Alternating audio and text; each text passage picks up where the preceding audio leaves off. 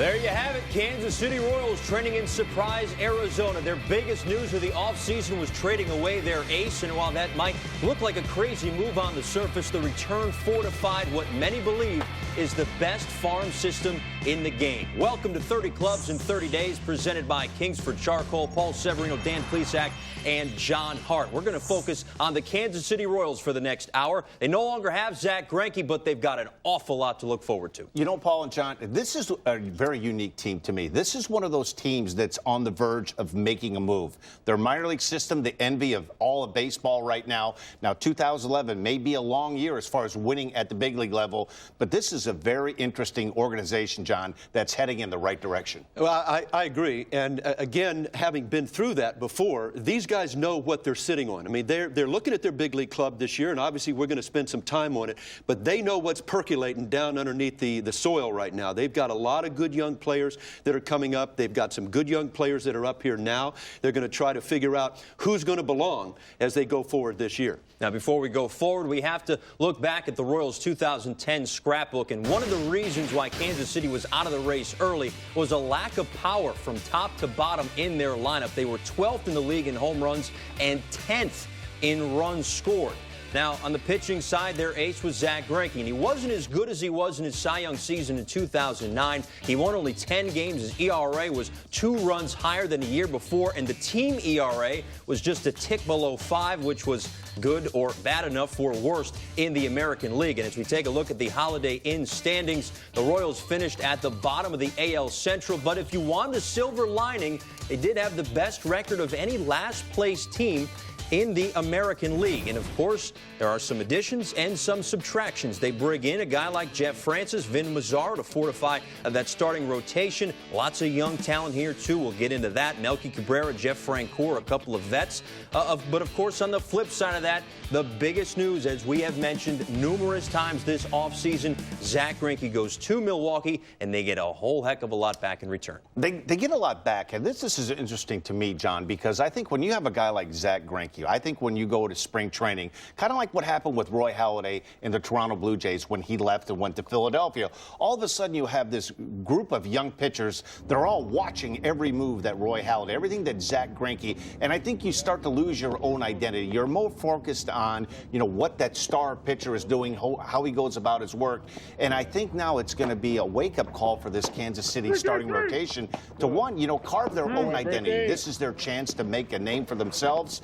This is a very big year if you're a player for the Royals. Who's staying, who's going to stay when this team gets good in the next year or two. This is a big spring training for a lot of these pitchers. Danny, those are some great points. And again, I'm looking at the Kansas City club. They had to trade Zack Greinke. I mean, he had 2 years left.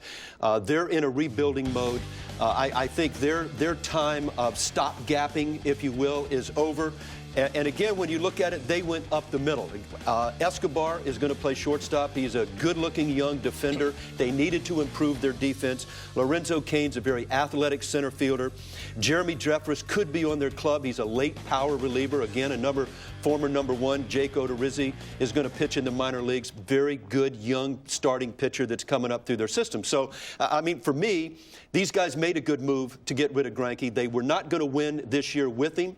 May not be ready to win next year, but if they're going to win a championship, which is what they want, they had to make this move, and they have to combine these players with some of the other youngsters that are coming through that system.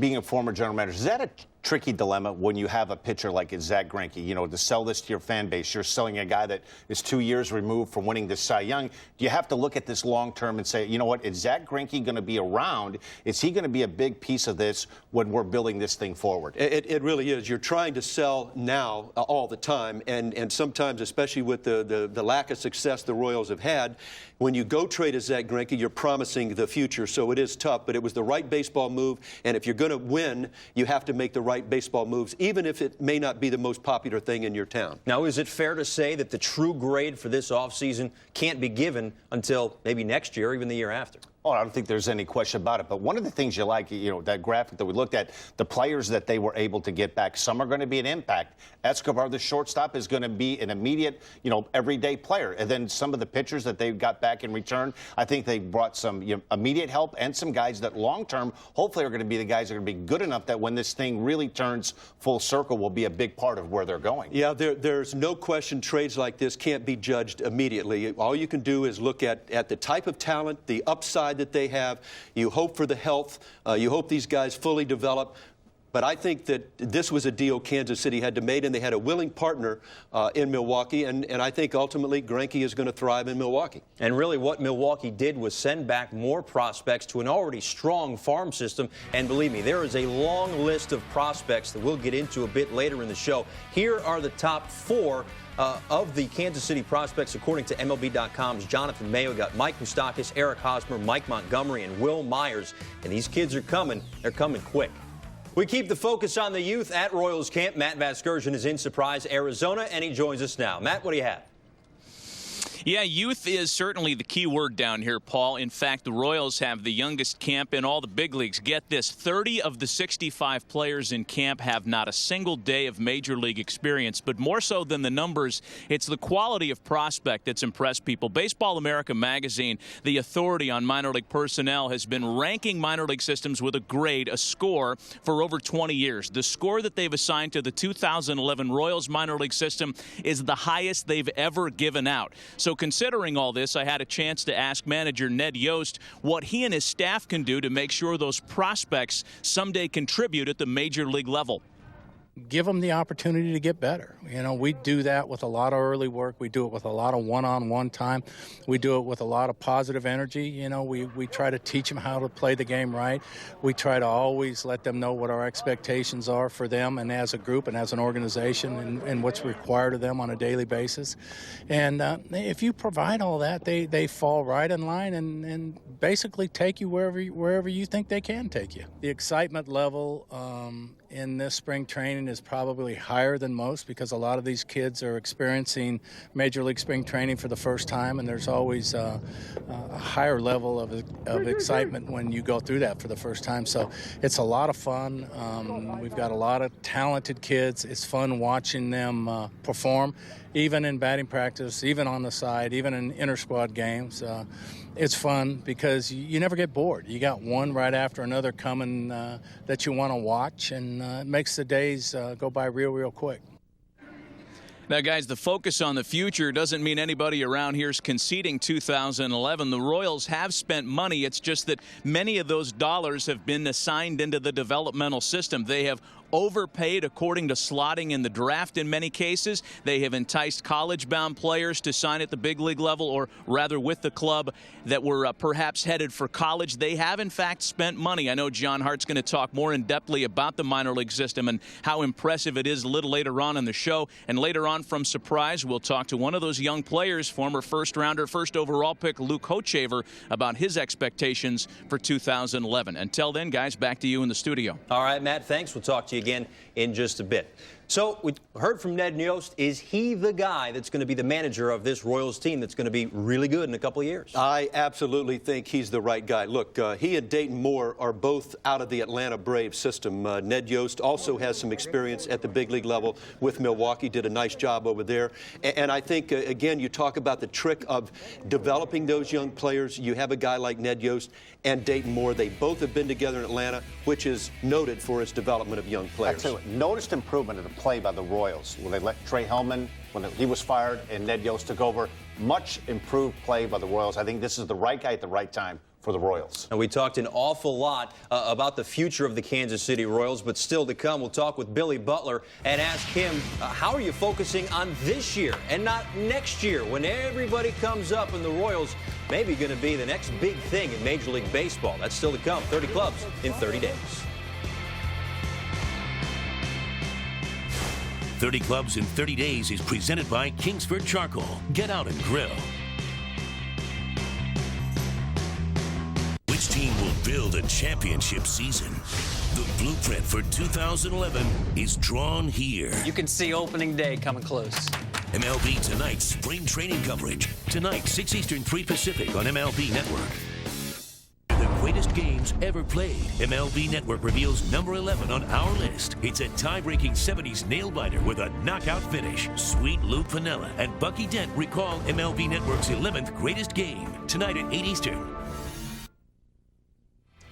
Aquafina Major League Baseball Pitch, Hit, and Run is a free program for kids aged 7 to 14. Local winners will have a chance to compete in MLB ballparks and the national finals during All-Star Week. To compete or host in your community, go to MLB.com/PHR. And as we take a look, there's Alcides Escobar working out in the cage. It's going to be important for the Royals to get guys on, get them over, get them in, play little ball. Not a whole lot of pop in this lineup of returning players. Only Billy Butler and Wilson Betemit had double-digit home runs. And as we take a look at where their offense ranked across the board in baseball, two good ones here. Average was 274, second in the bigs, and strikeouts, the fewest in Major League Baseball with 905. But the runs, the home runs, and the steals were pretty good. But the runs and the home runs, not a whole heck of a lot right there. Now, one of the guys that is a cornerstone of that offense is Billy Butler, and he joins us now from Surprise, Arizona. Now, I'm not counting you guys out, Billy, but everybody knows that the cavalry is coming in the form of prospects next season. So how do you stay focused on 2011 and not let your mind wander to what could be in 2012? Frankly, it's easy because, I'm going out there trying to win a ball game every day. And, we're just, focusing on what we have at hand, not listening to what the critics say that we're out of it or however it is. Man, we still got everybody's 0-0 this year. And, we're just taking it one day at a time and trying to get better each day. Hey, Billy, it's Dan Plesac. The game is a series of constant adjustments. Is there anything you've worked on this winter or going into early part of spring training that you'd like to improve in your game? I'm just trying to, freshen up everything. I feel like at this point I'm just trying to get ready for the season, and it's just great to be out here playing baseball again. It's Arizona's great weather as usual, and we're just enjoying it and working on the fundamentals and just working on cleaning up everything, just playing a cleanest game we possibly can, because that's what's going to take for us to win ball games. Billy, it's John Hart. Listen, you're one of the bright young bats in the game. You're 24 years old. DH, first base, which is it going to be? And if you're going to play first base, what do you have to do? I'd prefer to play first base. Obviously, I'm here to assist the Kansas City Royals and help win the games possibly as much as we can. And I just feel like I'm more in the game, and I'm more, I just gets my mind off of every at bat, every pitch if I don't do something right, because you can mentally take yourself out of the game as much as you think about it as a DH. And, at first base, just got to, continue to keep moving forward and keep working hard, because this is only my third full season playing, period, and not just in the major leagues. I learned on the fly in the big leagues. I didn't get to work on it in the minor leagues at all. So I'm still relatively young, as in first base years, and just trying to get better every chance I get. All right, Billy, staying at first base, our last question comes from a fan on Facebook, Travis, wondering if he should keep you or Justin Morneau as his first baseman in his fantasy keeper league. Well, I know if Justin Morneau stays healthy, he's gonna put up some huge numbers, and he's been he was hurt last year, but I get scared at first base over there every time he comes up, because I don't want him hooking it at me. But I don't like to I don't like to take myself. I don't like to take too much on myself. So that's a tough call. You're a humble guy. I thought it'd be an easy pick. All right, Billy Butler, best of luck this season. Thanks for joining us. Thanks very much, guys. It's awesome. Well, let's see where Billy Butler will fit in the Kansas City Royals lineup. Boom, right smack there, number 3 behind Mike Aviles and Melky Cabrera. Of course, Melky, you got Jeff Francoeur. Those are some new faces. Alcides Escobar at the bottom of the lineup as well. Billy Butler, .318 average and 60 extra base hits last season. All right, guys, well, we saw their offensive ranks from last year. This team is going to have a hard time scoring runs. So how are they going to do it? Well, I think you've got to start with Billy Butler. I mean, to me, this is one of the bright, young impact bats in the game. I mean, this guy barrels the ball. He consistently squares it up. Not a tremendous amount of power, but this guy can hit. And I think, again, when you look at this Royals team, this is their dangerous weapon. This is as good a young hitter as there is in baseball. I don't think there's any question about it. I think the power is going to come. He's more of a line drive type of hitter. You know, he has a lot of power. He's yet to put that all together. I think, John, he's like a lot of young hitters. He's kind of learning his way, learning, you know, situations, when to look for the ball, middle in to pull, to hit for power. But he has a chance to put up some big power numbers. But guys got to be on base for him to drive in all these runs. So as we get back to their offense, you look at the guy at the top, and that's Mike Aviles. I really like Mike Aviles. I always have. I think this, first of all, this guy's a gamer. He really plays the game the right way. He plays it hard. He can swing the bat. He moves the ball around. Again, he's not a lot of power. And again, the Royals don't have a lot of power, but that's not what they want him for. This guy can hit. I think he's got a chance to consistently be a 290 to 300 hitter every year. He can do some little things with the bat. He's a solid defender. He's a good baseball player. I really like Aviles. I also like Escobar. And again, it was his first year in the major leagues last year with Milwaukee. He was the feature player in this trade. Escobar can run. He's a 7 runner, an outstanding runner. He's a little inconsistent both offensively and defensively, which is not unexpected for a lot of players, a lot of young players, especially when they come to the big leagues. But this guy's got a feel for hitting. I think he's going to get better as he goes along.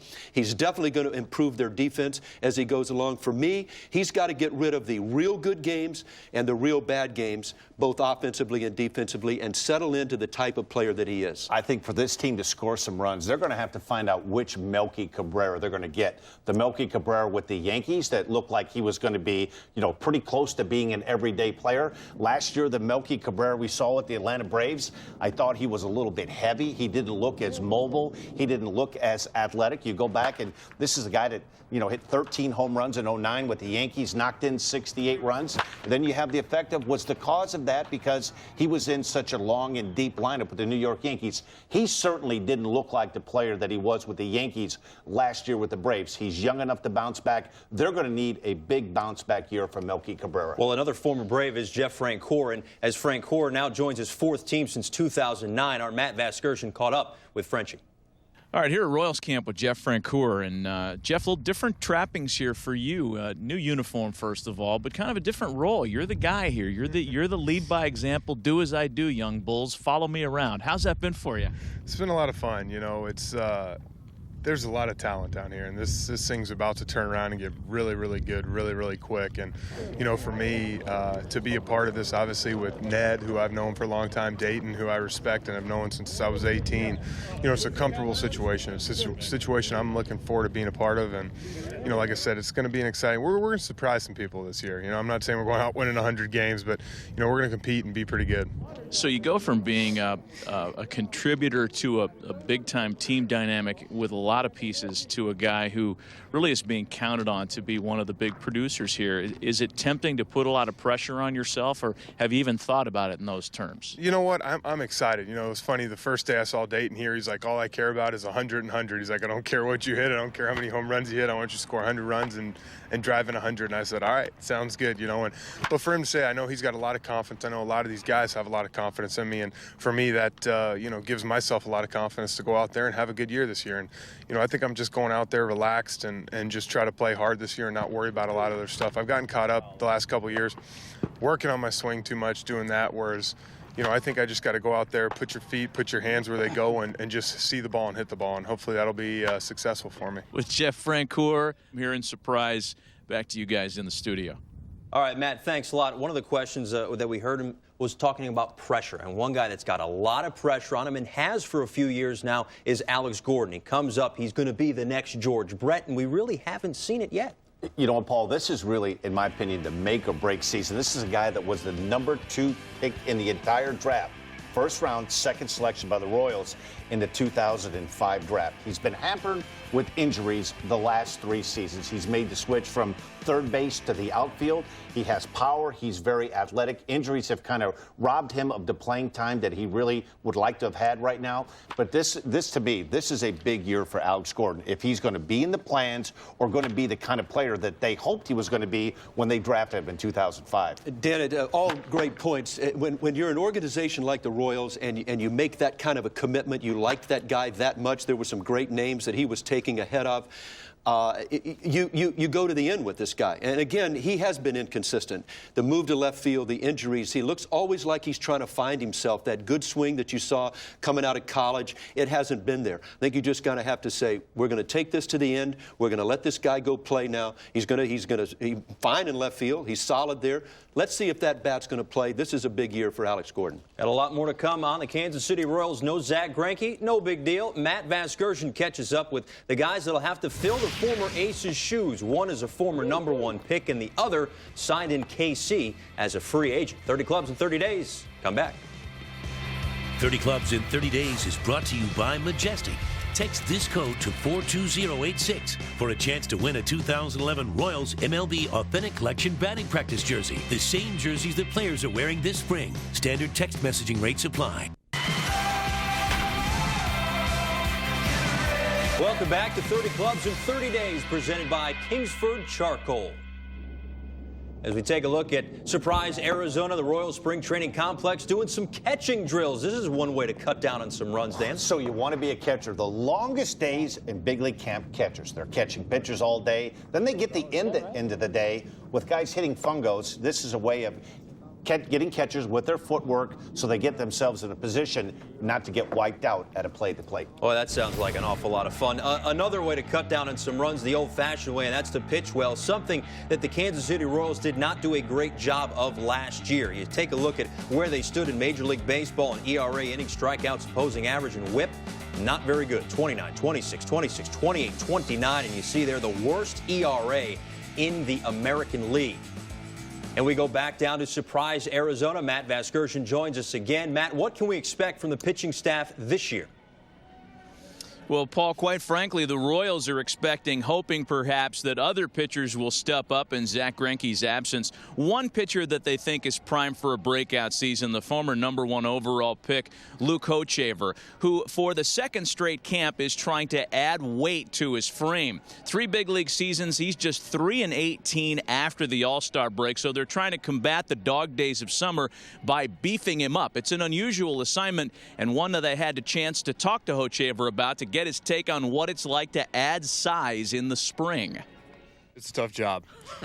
You know, I've tried everything, you know, in the past, you know, protein shakes to, you know, eating everything that I see. When I've done that, you know, I just shed it real quick, you know, and for whatever reason, you know, I just burn calories really fast, you know, and, you know, I'll start a year at 210 pounds and I'll end the year at, you know, 190 pounds. This year, you know, I wanted to get to 225, and I came into camp about 222, 223. This year, I tried to do it, you know, in a more healthy way, you know, just eating the right foods, but a lot of the right foods. And so, you know, my off-season training, you know, goes hand in hand with that, and, you know, just trying to eat healthier, but eat more, you know, so hopefully, you know, that stays on throughout the season.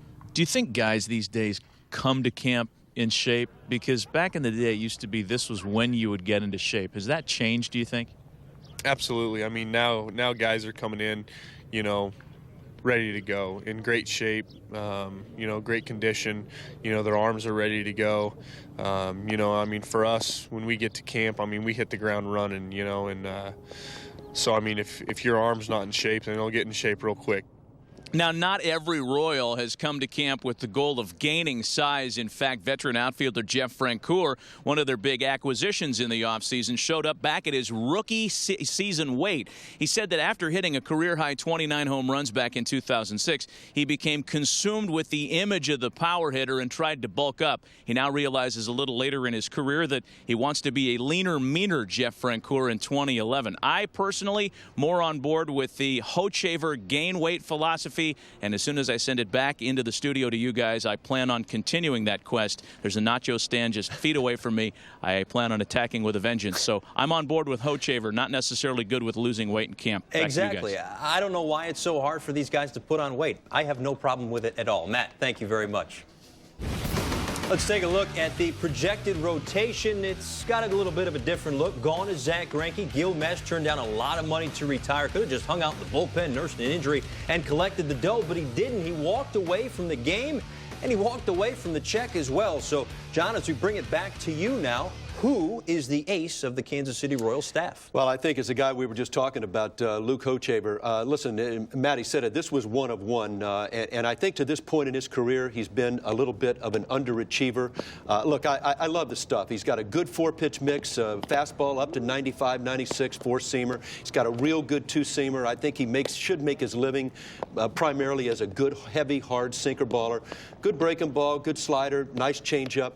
I do like this guy, but he has been an underachiever. Mechanics can get out of whack, but he needs to step up and become that guy. The other guy is Kyle Davies. I like this guy, too. Again, I think there's some inconsistency within his delivery. I think that takes away good stuff and maybe pushes him a little more to the bottom of the rotation. If he gets that figured out, he's got plenty of stuff. Fastball's good. He's got a nice little cutter, slider, good changeup. He's got the mix. And I think they've got a little sleeper down there at the back end, Sean O'Sullivan. It's a guy they got from the Angels. This is another nice young pitcher. This guy could be a part of their future as well. I'll tell you what, a guy I have in my spotlight, kind of laying in the woods, Vin Mazzaro. He has a chance. This is a guy, you look at his stuff, Paul, and he's intriguing. 94 to 96 miles an hour, has good action and a good hard slider that he throws. To me, he's one of these guys that if they can harness and get him to repeat his delivery, he has top of the rotation kind of stuff. And to me, I look at Vin Mazzaro and I think, boy, this might be an ideal guy in that 7th, 8th inning setup guy. Eliminate the 3rd and 4th pitch, let him go out there, use that sinker, throw that hard breaking ball. And then Jeff Francis, I think he's going to be the key to where the Royals are going this year. This was a guy that helped get the Rockies into the World Series in 2007. In 2009, missed the entire season with left shoulder surgery. He's a winning kind of pitcher. He's kind of a watered-down version of a Tom Glavine, 86 to 88 miles an hour, change of speed, a little bit different arm angle. He's not a guy, if you're a scout, you're going to go there, he's going to blow up a radar gun, knows how to pitch, kind of a moxie, savvy, touchy-feely kind of pitcher. If he has a good year, expect the Royals also. Yeah, he's a new face on that Kansas City Royals team. And how is he getting used to his new teammates?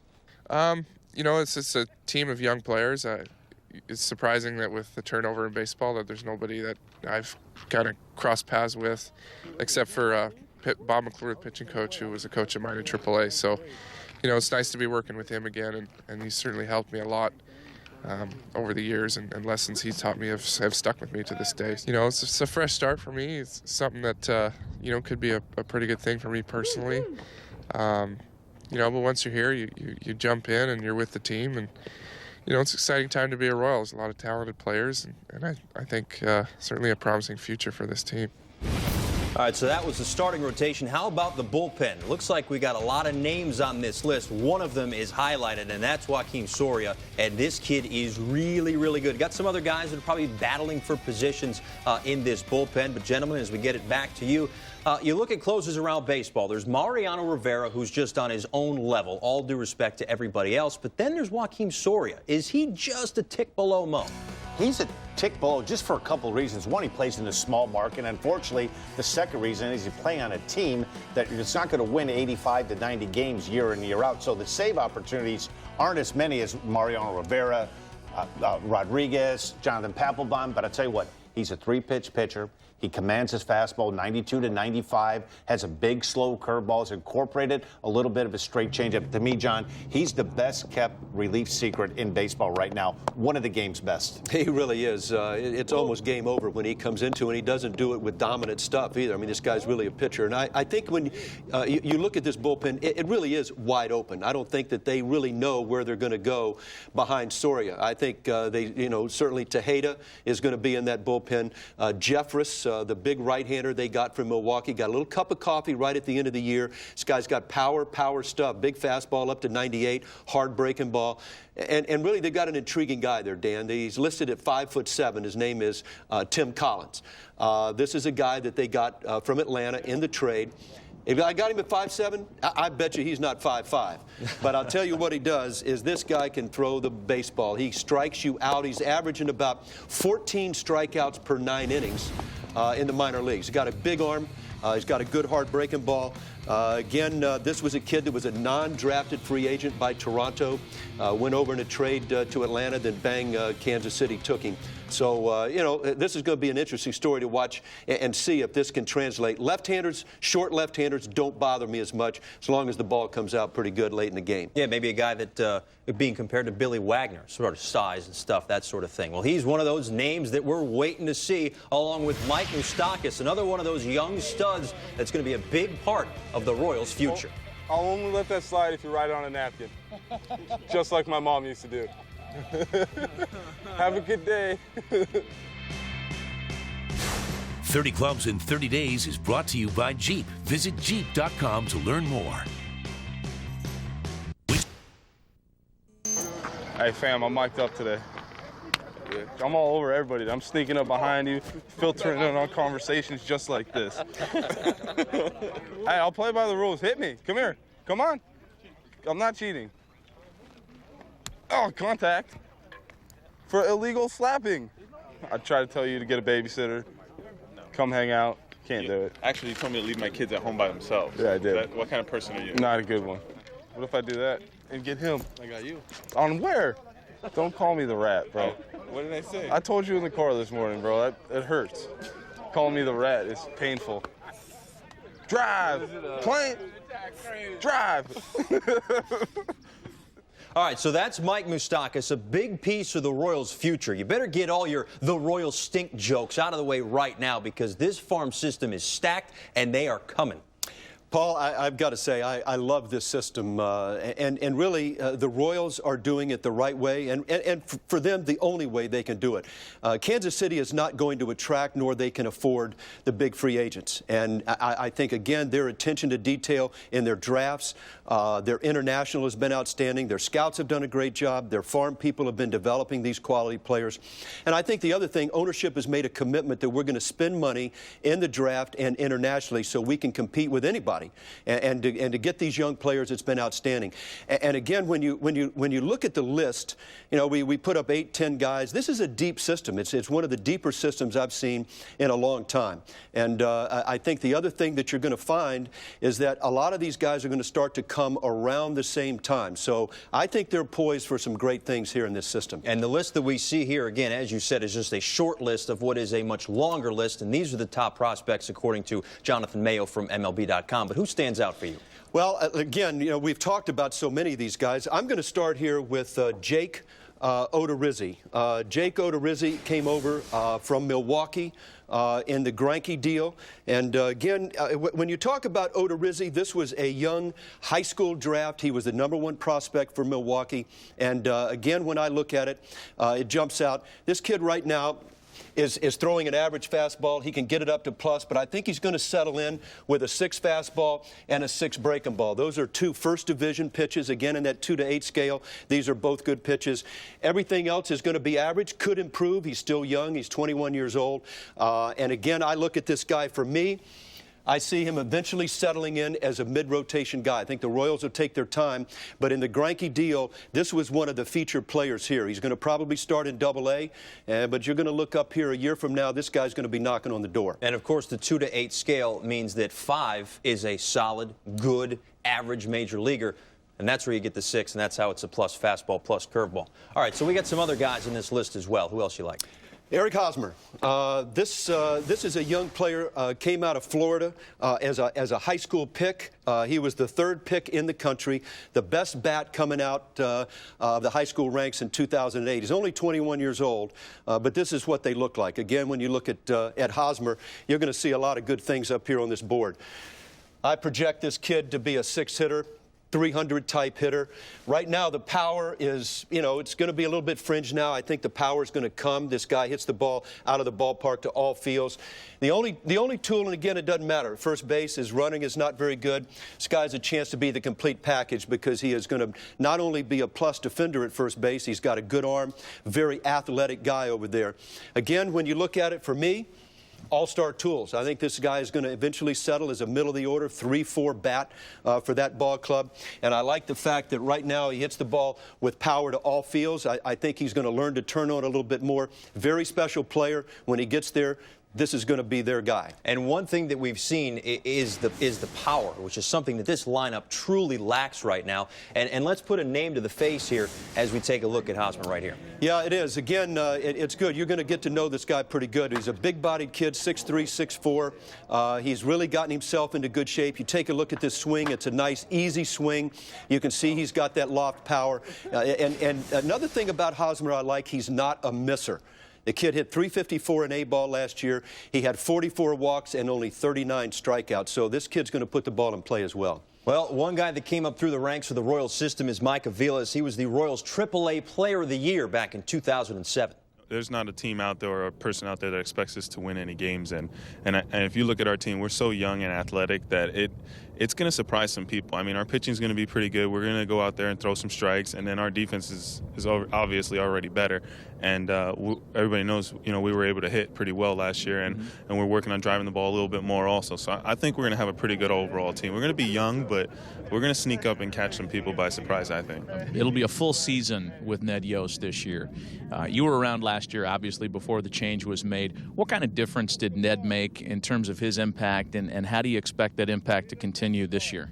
I think it's going to continue, greatly and improve greatly. I mean, Ned is a different kind of person. He comes out there, he wants to have fun, and he wants you to mess up, and that's a good thing. Like you're not scared to mess up. You're going to go out there and you're like, if I mess up, I'm not going to get yelled at because I know the manager wants me to mess up. So it gives us something to work on, and he wants us to be aggressive on the bases, aggressive defensively, and aggressive hitting. It's a good thing when your manager wants you to be aggressive because you know you're going to mess up, and that's okay because you can learn from it, move on, and become a better ball player.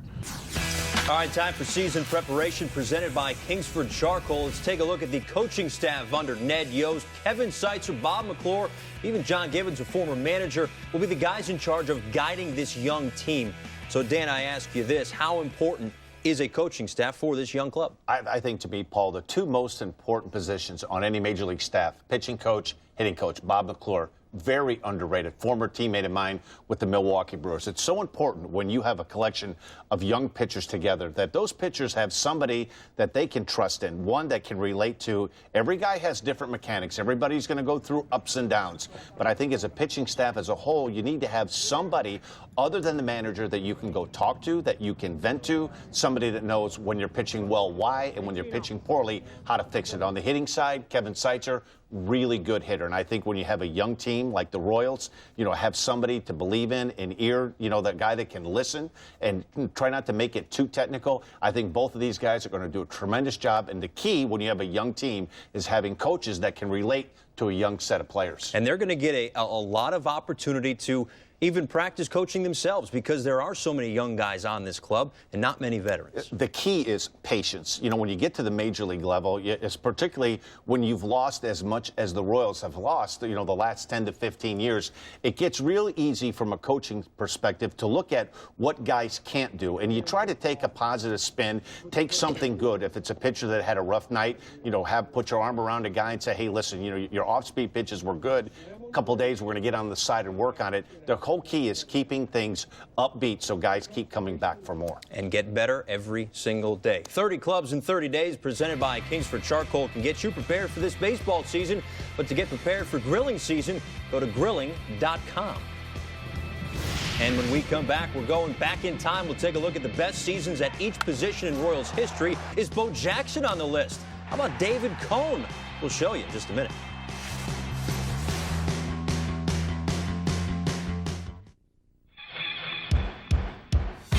Get ready for an all-new road trip as MLB Network takes you inside every team's training camp.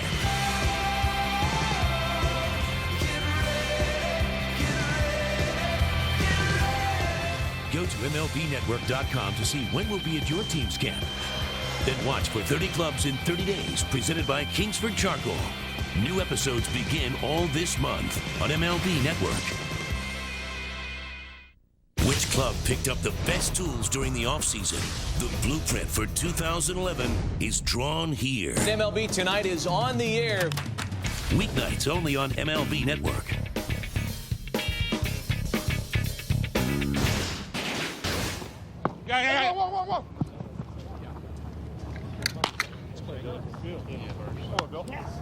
That was like a perfect bunt.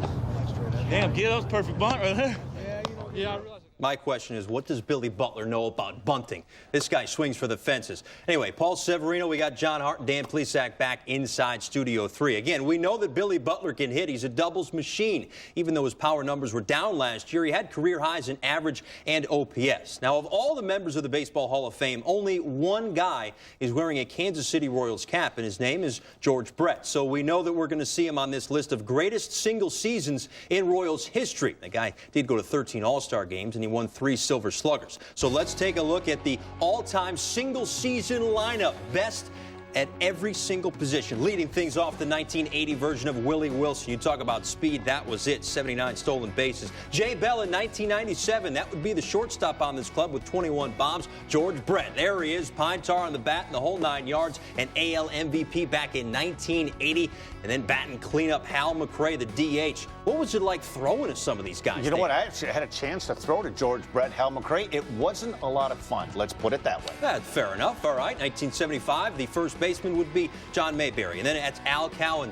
Now 23 home runs and 112 RBI back in 1977. Amos Otis would bat 7th in this lineup. And you see a lot of these guys. Who would you maybe want to build around, Johnny? A lot of these guys, right? Well, I tell you, that guy in the 3-hole, that George Brett, he's a pretty good guy. He was a pretty good player. Yeah, we could start there. Sure. Frank White rounding things out, 22 home runs in 1986. Now, these guys hit for a collective 308 batting average, and Brett Saberhagen, an AL Cy Young in 1989, the best starting pitcher in Royals history, at least for a single season. Let's go to the top of that lineup. To me, Willie Wilson, this really was the igniter. He was the first really Royals player, speed from both sides, a burner in center field. I played with the Cubs. His nickname was 8-Track. He had played so long that CDs were in, and we just called him 8-Track because he outlived everything. But I tell you what, speed from both sides, could run, a pretty accurate thrower. And I tell you what, when he literally learned to hit the ball on the ground on that turf in Kansas City,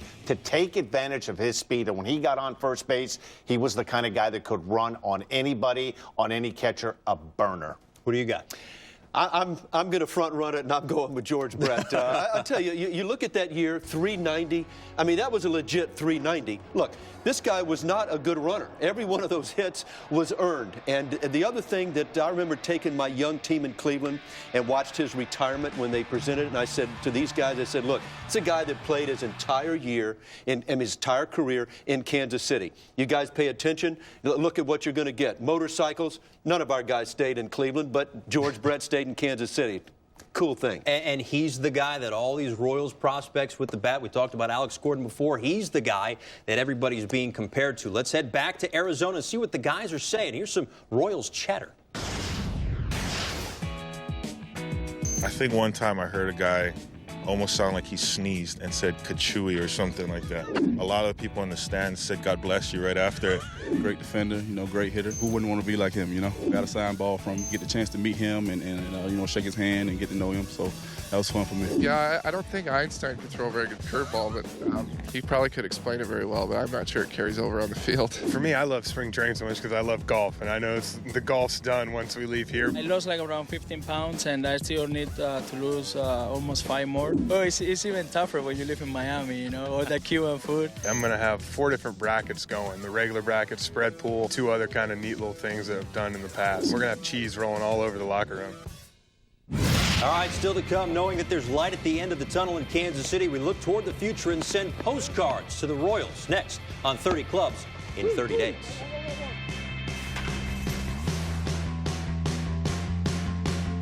Get ready as MLB Network takes you inside Rangers camp. They've got the AL MVP and Rookie of the Year, but do they have enough to make it back to the World Series? 30 Clubs in 30 days, presented by Kingsford Charcoal. Coming up next on MLB Network. Monday, start your week right with spring training baseball and the Tigers versus the Mets at 1 Eastern. Then get inside access to Giants training camp at 7. That's followed by the Brewers versus the Reds at 9:30. That's all coming up Monday on MLB Network.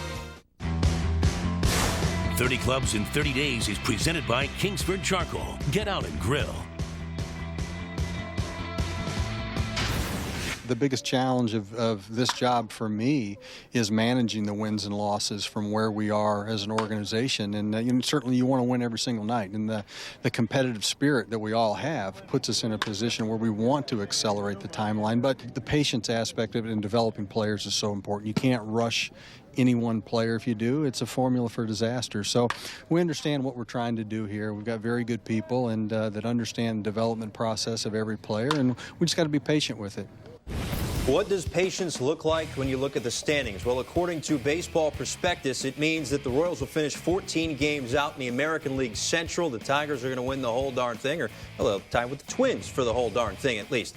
Now, this was as of March 1st, and this is just this year, and we know that. So looking forward into the future, we think the future is going to be bright. So, guys, let's start with you, Dan, and look at the postcard 6 or 7 months from now. What are you telling the Royals? What I'm going to tell the Royals, hope springs eternal. This is an organization that is moving to the right direction. I'm not sure Eric Hosmer and Mike Moustakas, this could have been danger lurking. Two bright stars in the future. Back of the card, piece of the puzzle coming together. Future looks bright. This is a team that might suffer a little bit in 2011, but this organization is headed in the right direction. They really are. They're coming, and I think Dayton Moore knows exactly what he has, and you heard him. I mean, they need to manage it. They need to bring him up at the right time. Listen, my card says the same thing. Royal flush.